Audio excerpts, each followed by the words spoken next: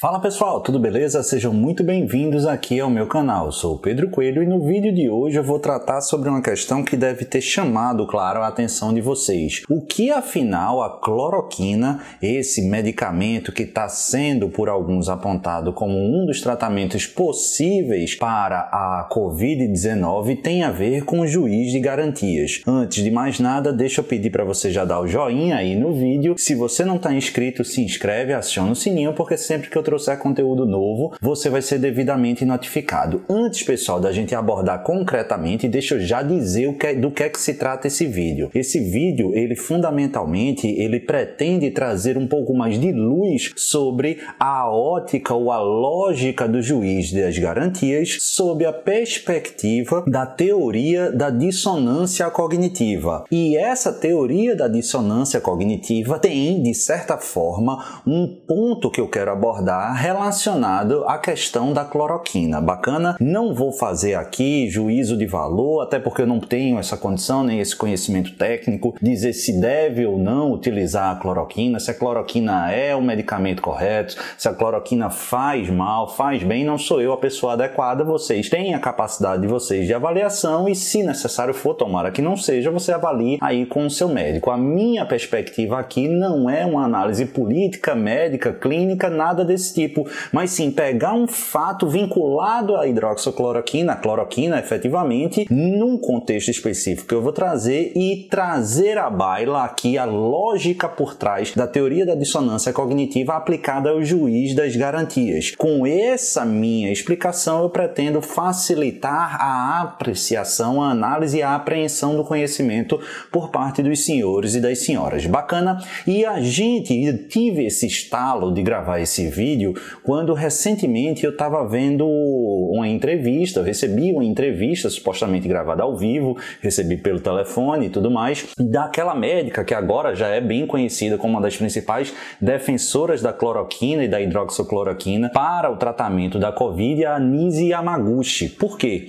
Porque vocês devem ter visto, recentemente houve a publicação de um estudo com milhares de pessoas aí, publicado num jornal científico chamado The Lancet e divulgado mundo afora, falando e analisando justamente a indicação, a pertinência ou não do tratamento nos casos de Covid-19 com a cloroquina e a hidroxicloroquina. E a conclusão, de maneira bem resumida desse estudo, é que ela não seria um medicamento adequado, correndo-se até alguns riscos a mais, como de questões de problemas cardíacos e tudo mais. Enfim, essa foi a conclusão. Hoje, pelo menos nesse dia que eu estou gravando, acho que hoje é 25 de maio, esse é o estudo mais abrangente que aconteceu e, naturalmente, os órgãos e veículos de imprensa foram buscar informações e entrevistas com a Anise Yamaguchi, que vem sendo uma das principais defensoras da utilização desse medicamento. E na entrevista, pessoal, claramente ela estava incomodada e é compreensível. Por quê? Porque ela tinha uma perspectiva, ela tinha um arsenal de informações e de embasamentos para defender a utilização e os jornalistas passaram a confrontá-la, colocando-a numa posição de desconforto, demonstrando aqui, olha, mas tem um estudo, o mais robusto do mundo, feito perante mais de 600 instituições médicas, com mais de centenas de milhares de pessoas e pacientes, e parece que a conclusão não tem nada a ver. E aí, a reação dela qual foi? Primeiro, de desconforto.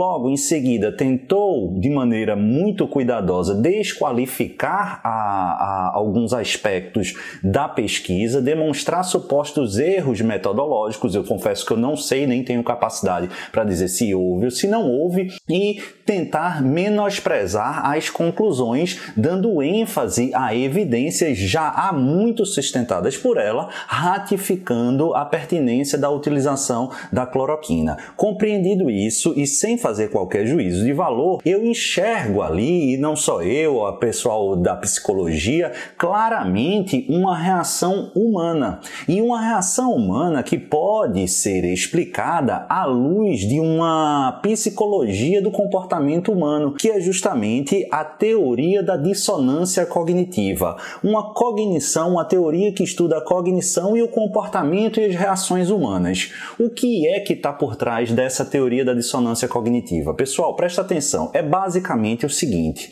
o ser humano, seja ele qual for, a sua estrutura psicológica, ela tende a uma espécie de zona de conforto, ou melhor, zona de atuação coerente, uma coerência. Então, não raro, pessoal, você vai enxergar aí uma pessoa que se diz, ou que é efetivamente amante de uma música de rock, dificilmente ele vai de pronto ao ouvir uma música sertaneja, ou uma música de pagode ou de samba, dificilmente ele vai, eita, gostei dessa música. Ele pode com o tempo até gostar, mas a primeira reação dele é dizer, não, esse tipo de música eu não quero. Eu estou puxando para um exemplo bem simples, mas por quê? Porque na mente de uma pessoa que é roqueira, admitir que gosta de um sertanejo universitário, ainda que pontualmente, ele gera uma alteração dessa zona de tranquilidade, dessa zona de coerência.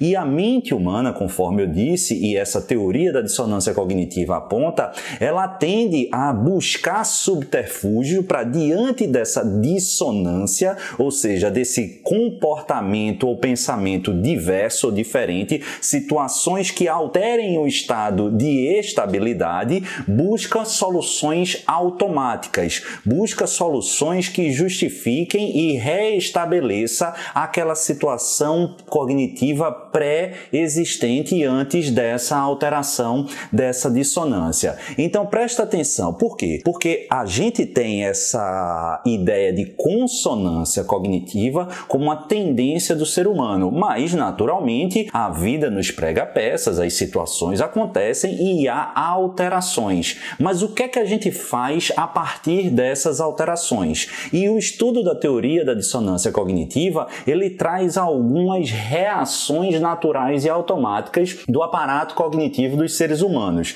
Diante de uma dissonância, por exemplo, há uma tendência de desvalorização dos elementos dissonantes. Então, diante de eu tenho uma ideia pré-concebida e há um novo estudo que traz novas informações que até então eu não sabia, automaticamente, diante dessa dissonância, a minha tendência é me agarrar nos meus valores, me agarrar naquilo que eu efetivamente acreditava de maneira embasada e fazer o quê? E tentar menosprezar, desvalorizar, buscar efetivamente falhas naquele elemento que gerou a dissonância.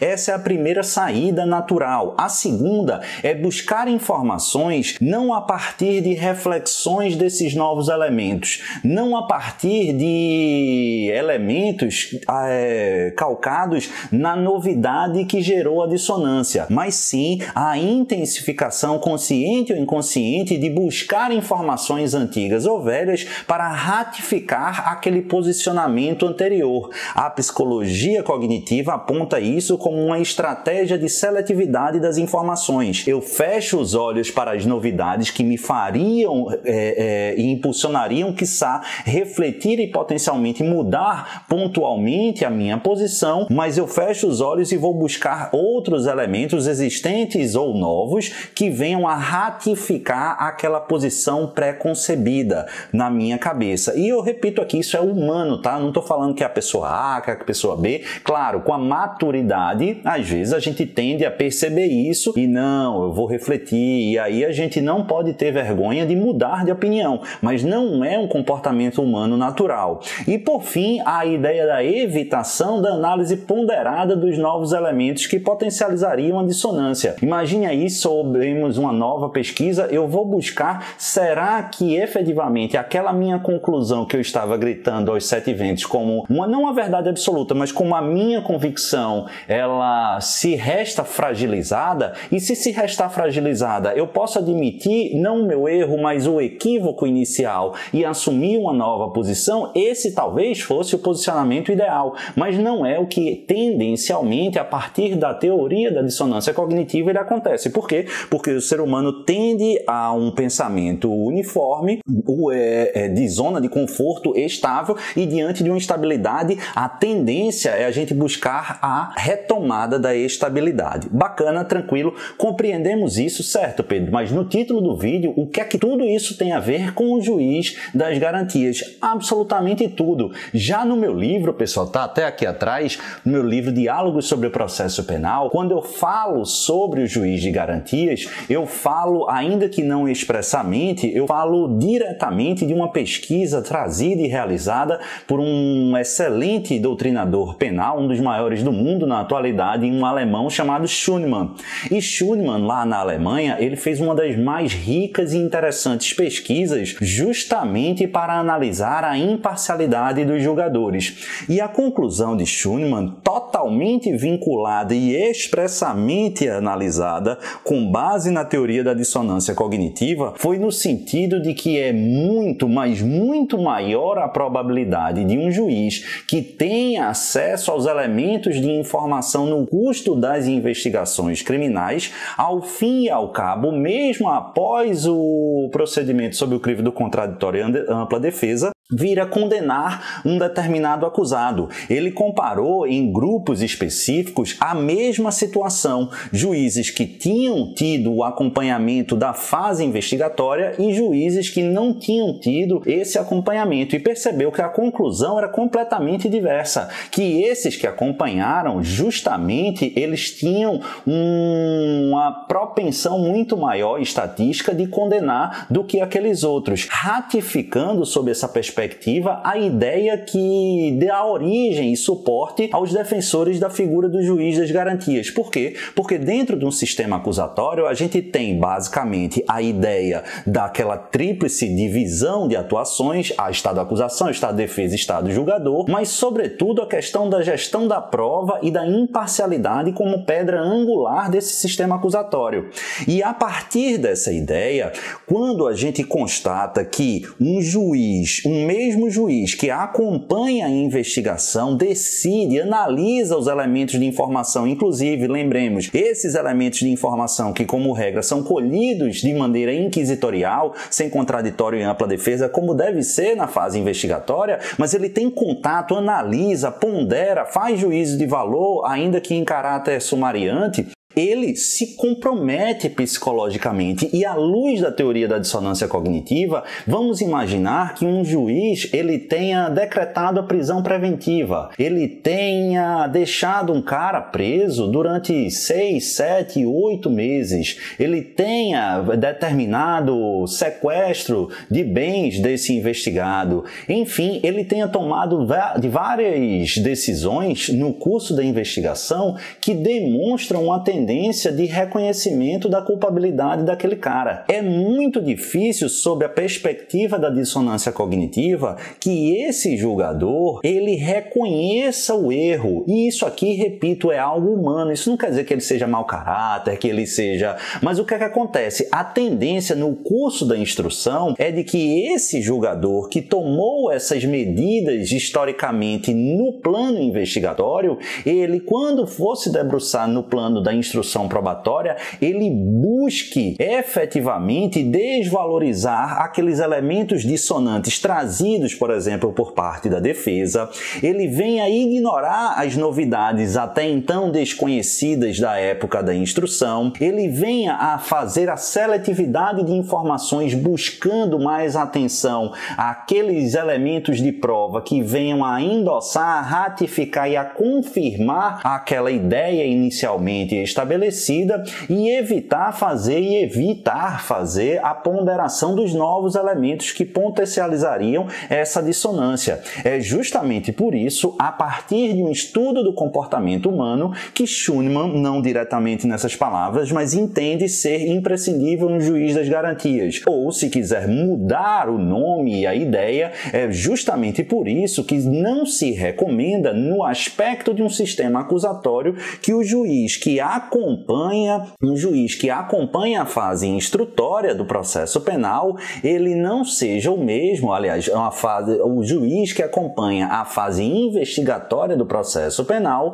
não seja o mesmo responsável pela instrução e, naturalmente, pelo julgamento. O ideal é separar as funções. Separação essa que, no direito processual brasileiro, veio com a Lei Anticrime, a Lei 13.964 de 2019, mas, repito, em razão da liminar do ministro Luiz Fux, encontram-se todos os dispositivos atrelados à figura do juiz de garantias com a sua aplicabilidade suspensa. Bacana? Você pode concordar ou discordar sobre a cloroquina, não é o meu objetivo. Você, inclusive, pode concordar ou discordar do juiz das garantias. Mas o fato, pessoal, é que, indubitavelmente, o tema juiz de garantias pode, sem dúvida alguma, aparecer na sua prova. Imagine uma dissertação. E aí que exija, por exemplo, que você relacione o juiz de garantias e a teoria da dissonância cognitiva. Perceba que, refletindo sobre essa perspectiva, o meu vídeo, espero eu, tenha sido extremamente útil. Essa é a razão, concorde-se ou não, da identificação do juiz de garantias com a teoria da dissonância cognitiva, como um comportamento humano realizado no plano médico, como a gente viu, no plano político, no plano pessoal, mas também no plano jurídico. Espero que tenham gostado. Um beijo no coração de vocês, fiquem com a paz do céu e até o próximo vídeo. Valeu, pessoal!